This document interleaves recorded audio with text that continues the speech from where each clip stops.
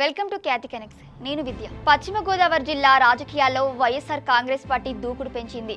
ఇప్పటి వరకు బోనికొట్టని నియోజకవర్గాలపై ప్రత్యేక దృష్టి సారించిన వైసీపీ అధినేత జగన్ వరుసగా ఇన్ఛార్జీలను మారుస్తూ పార్టీని గాడిన పెట్టే ప్రయత్నం చేస్తున్నారు. ముఖ్యంగా మంత్రి నిమ్మల రామనాయుడుకు కంచుకోటగా మారిన పాలకొల్లు సెగ్మెంట్ పై వైసీపీ హైకమాండ్ ఫుల్ ఫోకస్ పెట్టింది.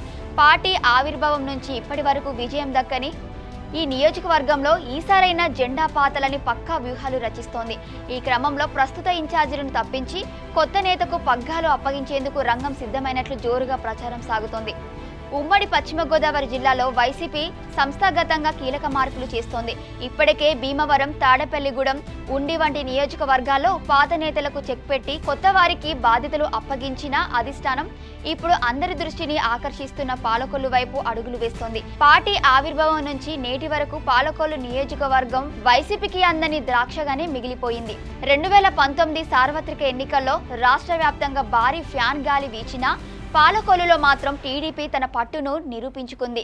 దీంతో పాలకొల్లులో ఎలాగైనా గెలిచి తీరడం వైసీపీకి ప్రతిష్టాత్మకంగా మారింది. టీడీపీ సీనియర్ నేత, ప్రస్తుత కేబినెట్ మంత్రి నిమ్మల రామనాయుడు పాలకొల్లులో తిరుగులేని పట్టు సాధించి వరుసగా హ్యాట్రిక్ విజయాలు అందుకున్నారు. అధికారంలో ఉన్నా, ప్రతిపక్షంలో ఉన్నా నిరంతరం ప్రజల మధ్య ఉంటూ ప్రజా సమస్యలపై పోరాడే నాయకుడిగా ఆయనకు బలమైన గుర్తింపు ఉంది. పాలకొల్లు నియోజకవర్గంలో వైసీపీకి క్షేత్రస్థాయిలో బలమైన క్యాడర్ ఉన్నప్పటికీ బలమైన ప్రత్యర్థిని ఢీకొట్టే నాయకత్వం కొరవడిందన్న విశ్లేషణలు వినిపిస్తున్నాయి. ఇప్పటి వరకు కౌరు శ్రీనివాస్, డాక్టర్ బాబ్జీ, గుండం నాగబాబు, మేక శేషుబాబు, గుడాల గోపి వంటి అరడజన్ మందికి పైగా ఇన్ఛార్జీలను మార్చిన పార్టీ తలరాత మారలేదు. ఎన్నికకు ప్రత్యర్థి మెజారిటీ పెరుగుతుందే తప్ప పార్టీ ఓటు బ్యాంకును కూడా కాపాడుకోలేకపోతున్నామన్న అసంతృప్తి వైసీపీ శ్రేణిలో వ్యక్తమవుతోంది.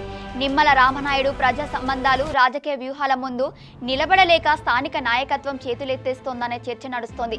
గత ఎన్నికల్లో వైసీపీ అభ్యర్థిగా పోటీ చేసి ఓడిపోయిన గుడాల గోపి ప్రస్తుత నియోజకవర్గ ఇన్ఛార్జిగా కొనసాగుతున్నారు. అయితే క్యాడర్లో ఉత్సాహం నింపడంలో ఆయన విఫలమయ్యారని, పార్టీ కార్యక్రమాలు నామమాత్రంగా నిర్వహిస్తూ సొంత ఎజెండాతో ముందుకు వెళ్తున్నారనే ఆరోపణలు స్థానిక నేతల నుంచి వస్తున్నాయి. పాలకొల్లు వైసీపీలో 4 నుంచి 5 వర్గాలు ఎవరికి వారే అన్నట్లుగా వ్యవహరిస్తుండటంతో సమన్వయం కొరవడింది. ఈ వర్గాలను ఏకతాటిపైకి తెచ్చి పార్టీని నడిపించే సత్తా ప్రస్తుత నాయకత్వంలో లోపించిందని, దీనివల్ల పార్టీ ఉనికికే ప్రమాదం ఏర్పడుతోందని క్షేత్రస్థాయి క్యాడర్ వాపోతోంది. పాలకొల్లు సెగ్మెంట్లో కాపు సామాజిక వర్గం ఓటర్ల సంఖ్య అత్యధికంగా ఉంది. ప్రస్తుత ఇన్ఛార్జు గుడాల గోపి బీసీ వర్గానికి చెందిన వారు కావడంతో ఈసారి కాపు సామాజిక వర్గానికి చెందిన ఆర్థికంగా, రాజకీయంగా బలమైన నేతకు పగ్గాలు ఇవ్వాలని జగన్ టీం భావిస్తోంది. కొత్త ఇన్ఛార్జి రేసులో మాజీ ఇన్ఛార్జు గున్నం నాగబాబు పేరు ప్రధానంగా వినిపిస్తోంది. అధిష్టానం ఇప్పటికే ఆయనతో మంతనాలు జరపడంతో నియోజకవర్గంలో మళ్లీ యాక్టివ్ అయ్యారనే ప్రచారం ఉంది. మరోవైపు సీనియర్ నేత, మాజీ ఎమ్మెల్సీ మేక శేషుబాబు పేరును సైతం నాయకత్వం పరిశీలిస్తున్నట్లు సమాచారం. మంత్రి నిమ్మల రామనాయుడిని ధీటుగా ఎదుర్కొని అన్ని వర్గాలను కలుపుకుపోయే సత్తా ఉన్న నేతకే పాలకొల్లు బాధ్యతలు అప్పగించాలని వైసీపీ యోచిస్తోంది. మరి ఇప్పటి వరకు ఎన్ని ప్రయోగాలు చేసినా కలిసిరాని పాలకొల్లులో కొత్త మార్పులతోనైనా వైసీపీ బోని కొడుతుందో లేదో వేచి చూడాలి. Thank you for watching Khyati connect.